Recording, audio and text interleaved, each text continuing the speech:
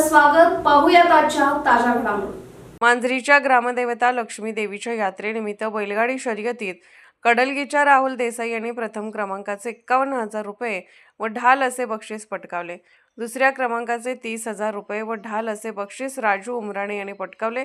तर मांजरीच्या बंडा बाळेकाई यांनी तृतीय क्रमांकाचे 20,000 रुपयांचे बक्षीस पटकावले.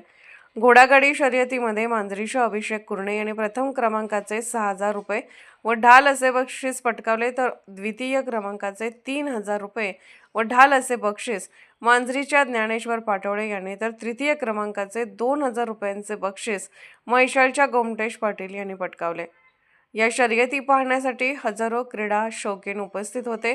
शर्यतीनंतर यात्रा कमिटी देणगीदार मान्यवरांच्या उपस्थितीत विजेत्यांना बक्षीस वितरण करण्यात आले.